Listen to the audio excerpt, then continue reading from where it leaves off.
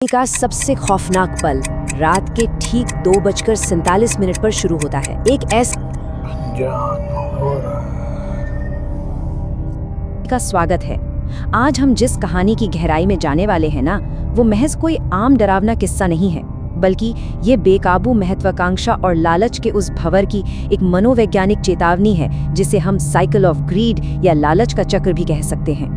यह नज़र की दास्तान है, जहां हम देखेंगे कि कैसे एक इंसान का अपना ही दिमाग, उसका अपना ही खौफ उसके पतन का सबसे बड़ा कारण बन जाता है। तो तैयार हो जाइए, क्योंकि सफलता, ईर्ष्या और एक पीछा करती हुई परछाई का ये सफर वाकई रोंगटे खड़े कर देने वाला है। ठीक है, तो चलिए सीधे इसी पल में उतरते हैं। रात के ठीक 2:47। ये कोई आम समय नहीं है दोस्तों, बल्कि एक खौफनाक टाइम लूप का वो सटीक बिंदु है जहां ये दास्तान अपने चरम पर पहुंचती है। हम कहानी की शुरुआत बिल्कुल इसी खौफनाक पल से कर रहे हैं, ताकि हम ये समझ सकें कि जब इंसान अपने ही बुने जाल में फंसता है तो अंत कितना भयानक हो सकता है। जरा कल्पना कीजिए, शहर की सबसे ऊंची इमारत, उसकी 27वीं मंजिल का एक आलीशान कॉर्पोरेट ऑफिस। कांच की दीवारों के बाहर पूरा जगमगाता हुआ शहर दिख रहा है, लेकिन अंदर एक अजीब सा दम घोटने वाला घुप अंधेरा पसरा है। और सबसे चौंकाने वाली बात पता है क्या है?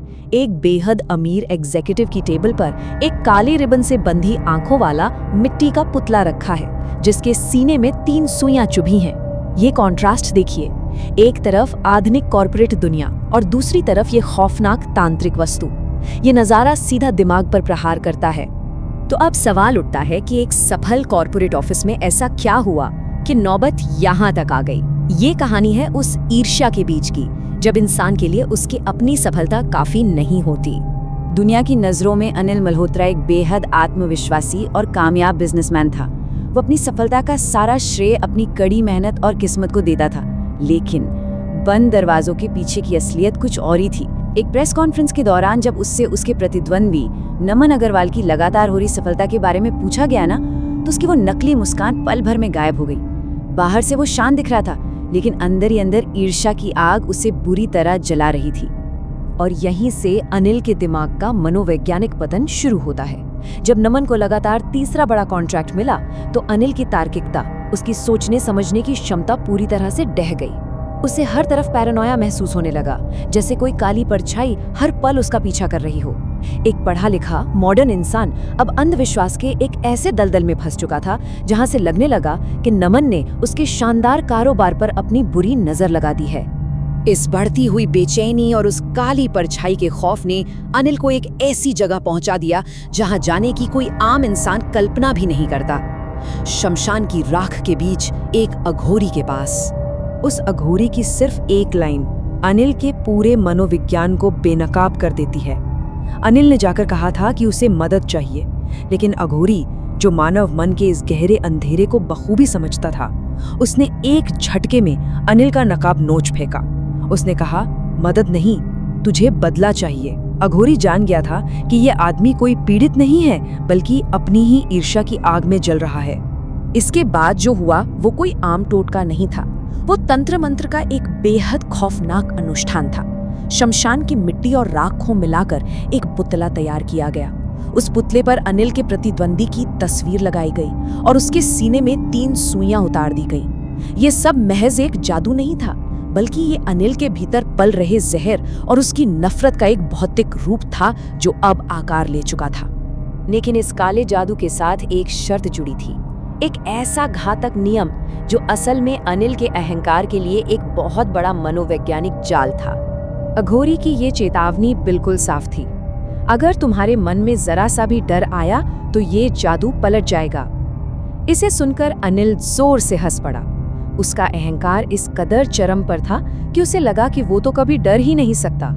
चिता की उस भड़कती आग के सामने खड़ा अनिल ये भूल गया था कि इंसान का अपना दिमाग एक ऐसी भूल भुलैया है, जहां खौफ बिना कोई दस्तक दिए दाखिल होता है। शुरुआत में तो सब कुछ अनिल की योजना के मुताबिक ही चला।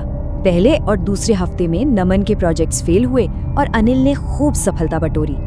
लेकिन तीसरे हफ्ते तक आते आते उस लालच के चक्र की मनोवैज्ञानिक कीमत चुकानी शुरू हो गई। अनिल को साफ महसूस होने लगा कि वो काली परछाई उसके इर्द गिर्द घूम रही है और वो पुतला रात में खुद ब खुद अपनी जगह से हिलने लगा। चौथे हफ्ते तक अनिल का अवचेतन मन इस कदर अपराध बोध और खौफ से भर चुका था कि उसे नमन के खौफनाक सपने आने लगी।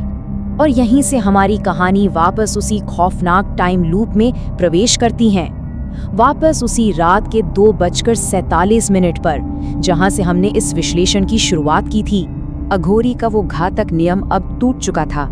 अनिल के मन में डर पूरी तरह से घर कर गया था। अब सबसे बड़ा सवाल ये था कि जब वो खौफ और वो परछाई अनिल पर पूरी तरह हावी हो जाएगी तो उस श्राप का क्या होगा। ये वो पल था जहां खौफ अपनी चरम सीमा पर था। ऑफिस की बत्तियां अचानक टिमटिमाने लगीं, पुतले का सिर धीरे धीरे पूरी तरह घूम गया और फिर आया वो रोंगटे खड़े कर देने वाला मिरर रेवलेशन। जब अनिल ने घबराकर कमरे में रखे शीशे की तरफ देखा तो उसके पैरों तले जमीन खिसक गई।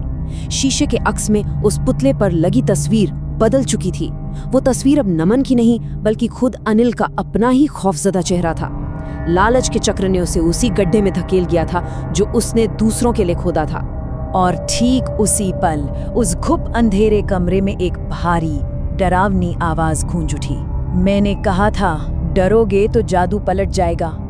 इस एक आवाज ने अनिल के उस पूरे झूठे अहंकार को चकनाचूर कर दिया जो उसने इतने सालों में अपने आसपास बुन रखा था। अब वहां कोई गुरूर नहीं था, सिर्फ और सिर्फ जमा देने वाला शुद्ध आतंक बचा था। और यहीं से शुरू होता है अनिल का अंतिम पतन, उसके लालच की राख। अब इस स्लाइड पर जरा गौर कीजिए, ये कॉन्ट्रास्ट देखिए।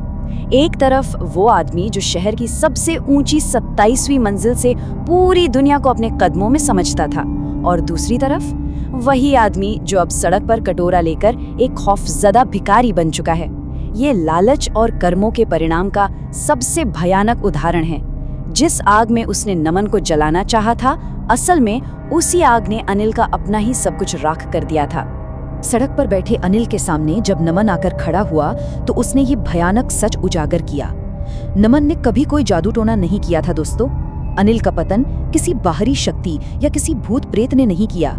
ये अनिल की अपनी ही ईर्ष्या, उसका अपना ही लालच और उसकी अपनी ही नजर थी जिसने उसे अंदर से पूरी तरह खोखला कर दिया और अंत में निगल लिया। तो ये पूरा विश्लेषण हमें एक बहुत गहरे सवाल के साथ छोड़ जाता है। क्या वो काला जादू सच में कोई अलौकिक शक्ति था, या फिर ये एक ऐसे दिमाग का मनोवैज्ञानिक पतन था जो लालच और ईर्ष्या के चक्कर में फंसकर खुद अपना ही दुश्मन बन बैठा। इंसान का अपना दिमाग दुनिया का सबसे खतरनाक शमशान हो सकता है, जहां हमारी अपनी ही नकारात्मक महत्वाकांक्षाएं हमें राख में बदल सकती हैं। इन तथ्यों पर गहराई से विचार कीजिएगा और तय कीजिएगा कि असली खौफ बाहर है या हमारे अपने ही अंदर। इसी विचार के साथ हमारा आज का ये विश्लेषण समाप्त होता है।